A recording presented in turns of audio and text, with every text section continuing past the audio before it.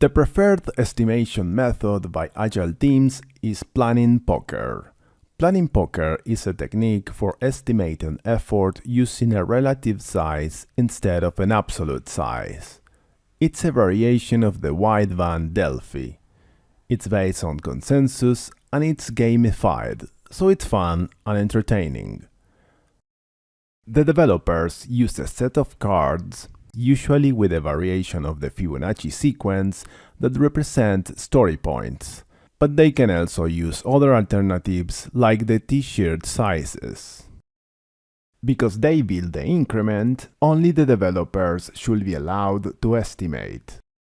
The Scrum Master typically acts as the moderator. Scrum teams usually do this activity as part of the refinement and as an opportunity to discuss and add more details to the user stories.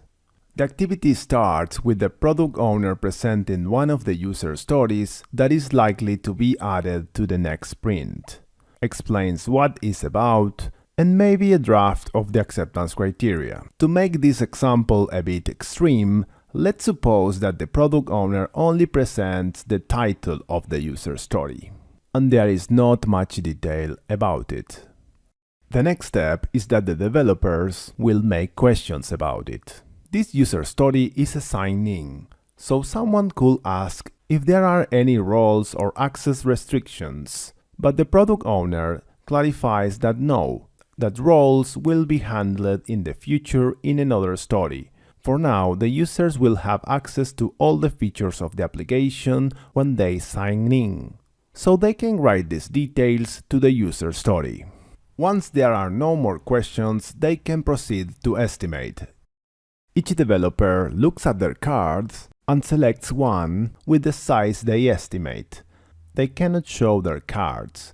They must put their cards down and show them all at the same time. This is very important. For instance, Jay is a very experienced software architect with a dominant personality.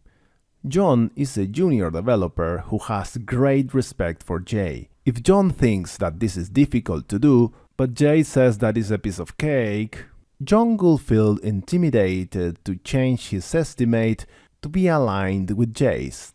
We don't want that. We want to eliminate all bias and listen to what John and everybody thinks. We want that everybody has an equal voice. Once everybody is ready, everybody shows their cards at the same time. There is no consensus about the estimates. So the Scrum Master will start by asking the outliers why they think it's so easy or why they think it's complicated. So he asks Stefan why he thinks it's a 1. And Stefan says, well, it's just a user and password, we just need to check that in the database and that's it. And he asks to Anne, why do you think it's an 8?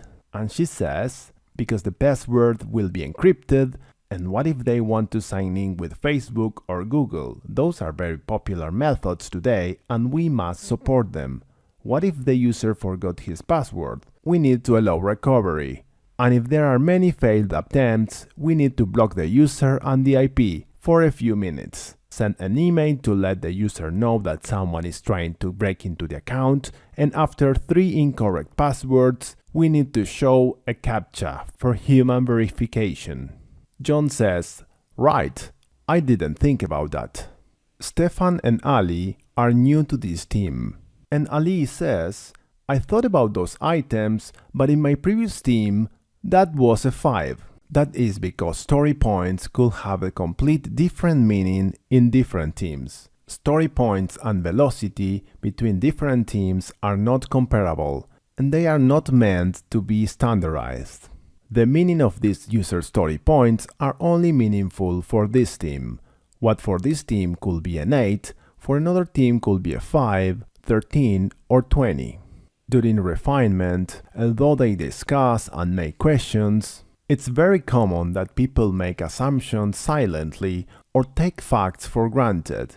This information becomes visible and can be discussed when there is no agreement in the estimation. So now is the time for the product owner to clarify. So she says that password will be encrypted and there will be a CAPTCHA, but the other items are not necessary. However, she sees the opportunity to create new user stories such as signing with Facebook or Google and password recovery, and add those user stories to the product backlog for some near future. Now they can add the new details to the user story. So what's now? What is the estimate?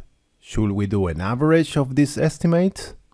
No, we don't want a majority or an average. We want a consensus. So we repeat this process of estimation for this story until everybody agrees on the estimate. The first reason for that is because they will have to work on this story and they need to agree on the effort or the size in order to use it for sprint planning. Also, when there is a consensus, it means that there are no relevant questions or thoughts to be discussed. After this new discussion and the details that emerge, the team is ready to estimate again. So they select a new card, they put them down, and they show them at the same time. So at this time they agreed, so it means that the estimate for this story is 3 points. In practice, it could take several iterations until there is a consensus for one story. It is important to not feel anxious about getting an estimate too fast. An approach to understand this game is to forget that you are estimating, but use the cards to detect that the lack of agreement means that there are details that need to be discussed. So the value of this approach is not just the estimates, but the richness of the communication and discussions. So now, as there is consensus on this story, the product owner can continue explaining the next story to discuss and estimate. Regarding the meaning of the points, a user story of size 3 means that requires 3 times the effort of a story of size 1. A story of 20 points requires 10 times the effort of a story of size 2. The Fibonacci sequence helps to focus discussions to the accuracy that it deserves. We can discuss the reasons of why a story should be 1, 2, or 3 points.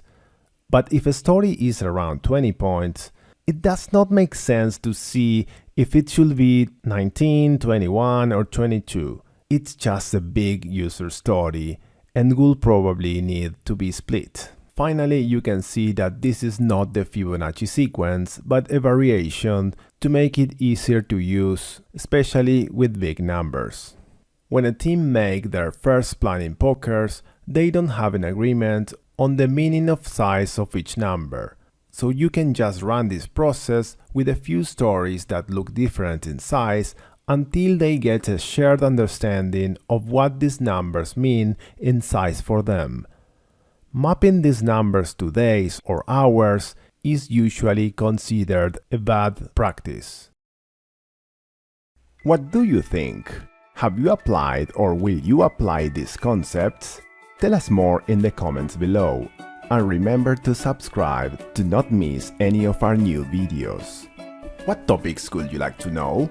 I will be releasing new videos every week.